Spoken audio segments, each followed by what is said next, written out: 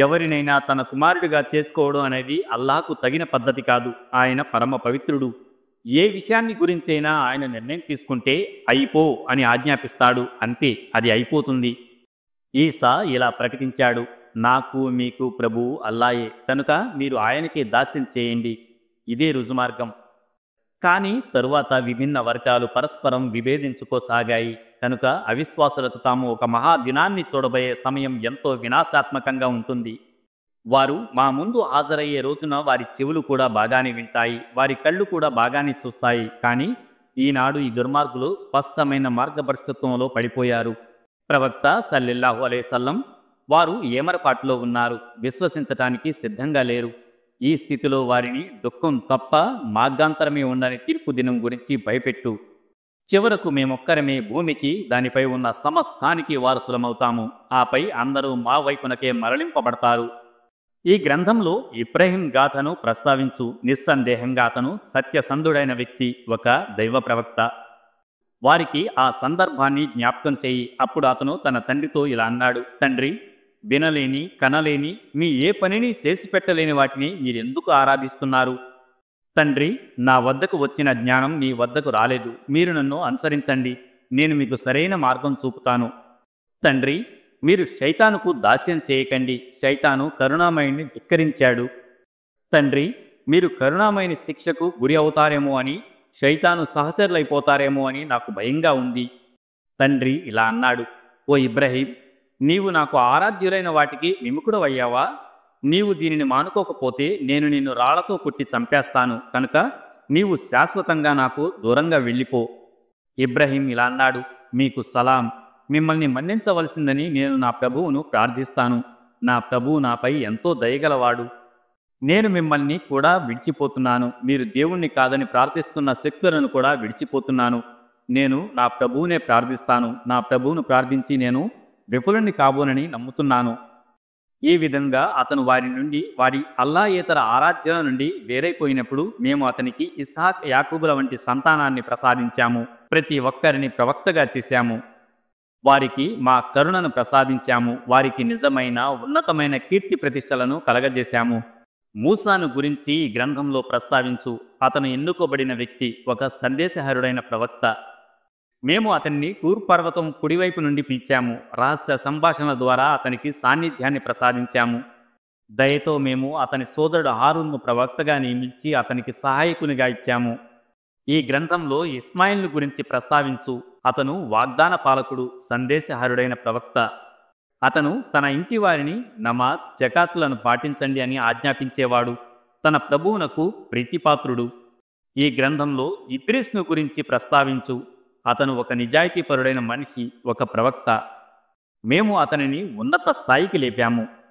అల్లా అనుగ్రహించిన దైవ ప్రవక్తలు వీరు, ఆదం సంతతిలోని వారు. మేము నూహ్తో పాటు పడవపైకి ఎక్కించిన వారి వంశంలోని వారు, ఇబ్రహీం సంతతికి చెందినవారు, ఇస్రాయేల్ వంశానికి చెందినవారు.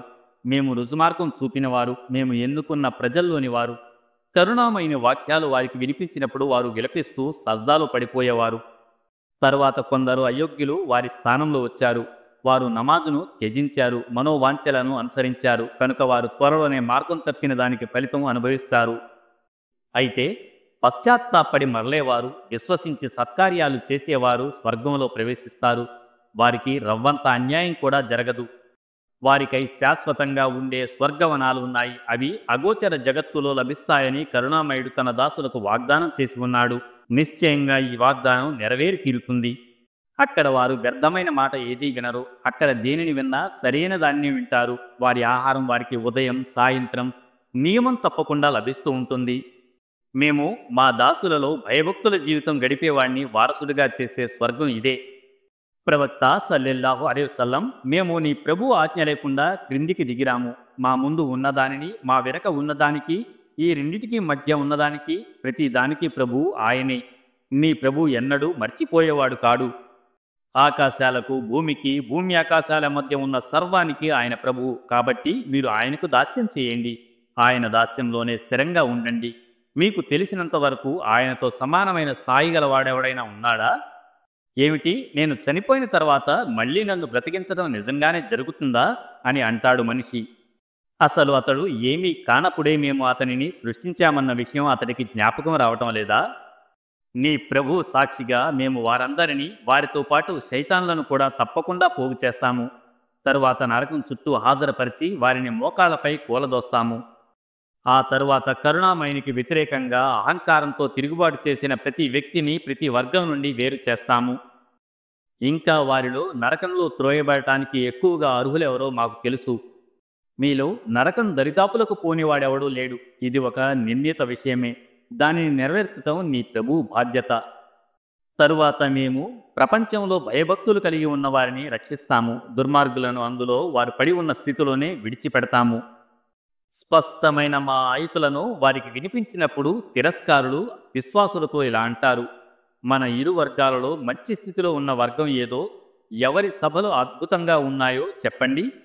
వాస్తవానికి మేము వారికి పూర్వం ఇలాంటి జాతులను ఎన్నింటినో నాశనం చేశాము. అవి వారికంటే అపారమైన వస్తు సామాగ్రిని కలిగి ఉండేవి. బాహ్య ఆడంబరాల విషయంలో వారికన్నా ఎంతో మిన్నగా ఉండేవి.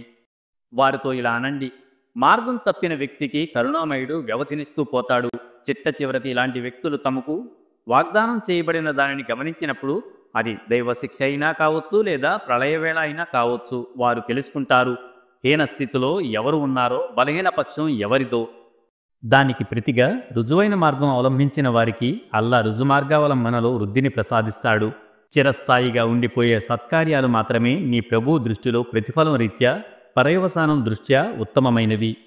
ఇంకా మా ఆయుతులను తిరస్కరించి నేను సంపదతోనూ సంతానంతోనూ అనుగ్రహింపబడుతూనే ఉంటాను అని ప్రగల్భాలు పలికే వ్యక్తిని నువ్వు చూశావా? అగోచర విషయమేమైనా అతనికి తెలిసిపోయిందా? లేక కరుణామయుడి నుండి అతడేమైనా వాగ్దానం పొంది ఉన్నాడా? ఎంత మాత్రం కాదు. అతడు వాగే దానిని మేము వ్రాసుకుంటాము. అతడి శిక్షను మరింత పెంచుతాము. అతడు ప్రస్తావిస్తున్నటువంటి వస్తు సామాగ్రి, మంది మార్బలము అంతా తిరిగి మా వద్దకే చేరిపోతుంది. అతడు ఒక్కడే ఒంటరిగా మా ముందు హాజరవుతాడు.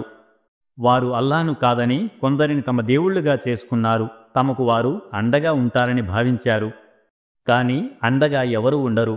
ఆ దేవుళ్ళందరూ వారి ఆరాధనను నిరాకరిస్తారు. పైగా వారికి ప్రత్యర్థులవుతారు.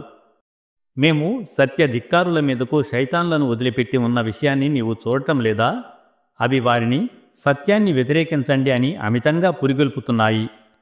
సరే, ఇక వారిపై శిక్ష అవతరించే విషయంలో నీవు తొందరపడకు. మేము వారి రోజులను లెక్కిస్తున్నాము.